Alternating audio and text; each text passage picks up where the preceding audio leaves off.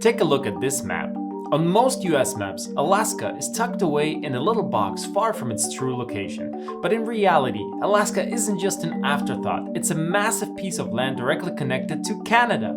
So here's a question: why isn't Alaska part of Canada? The answer lies in a surprising mix of history, geopolitics, and some fascinating 19th century decisions. Today we're diving deep into why Alaska became American and not Canadian. Along the way, we'll explore stories of exploration, missed opportunities, and alternate histories. Let's start with the first players in this story, the Russians. In the 18th century, Russian explorers were among the first Europeans to establish settlements in Alaska. They were drawn by the lucrative fur trade, particularly for sea otter pelts, which were highly valued in China and Europe. By the late 1700s, Russia had claimed Alaska as its territory. Russian settlements were sparse, with most actively centered around trading posts and religious missions.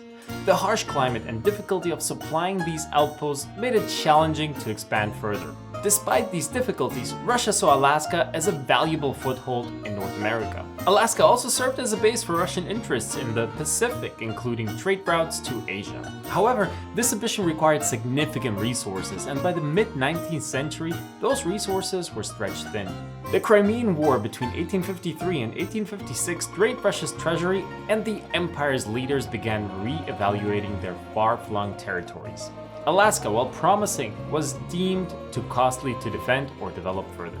Hey, before we dive in, if you're enjoying this video, make sure to like and subscribe.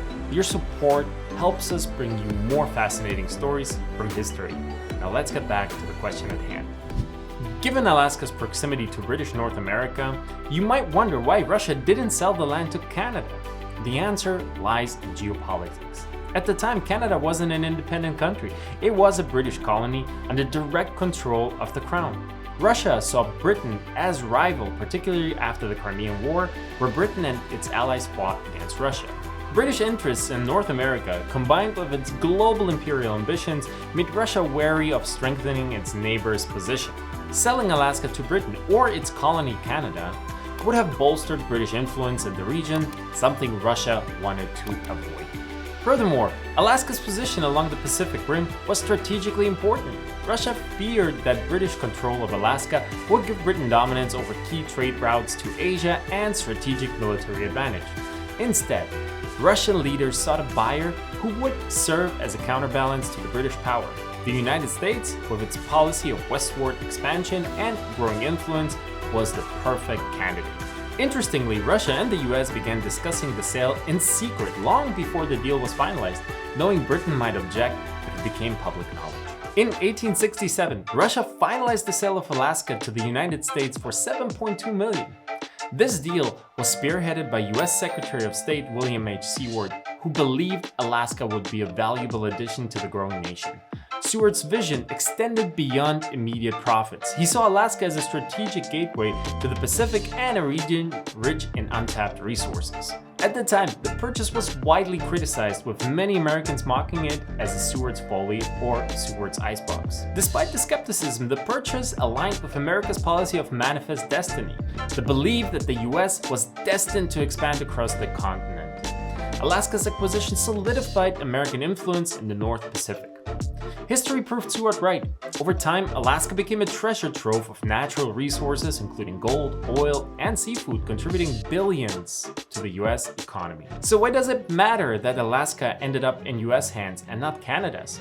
Well, for one, Alaska's strategic importance can't be overstated. During World War II, it served as a critical base for defending North America from Japanese forces. In the Cold War, its proximity to the Soviet Union made it a front line in the fight against communism.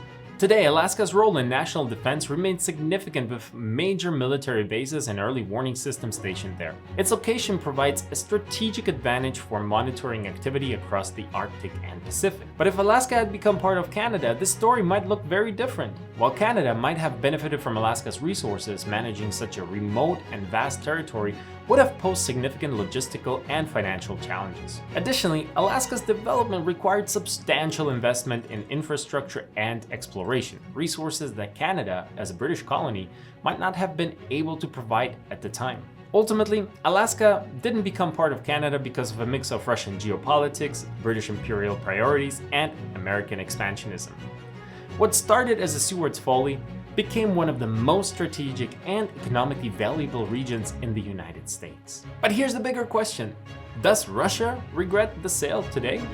With Alaska's vast resources and strategic importance, was this one of the biggest missed opportunities in history?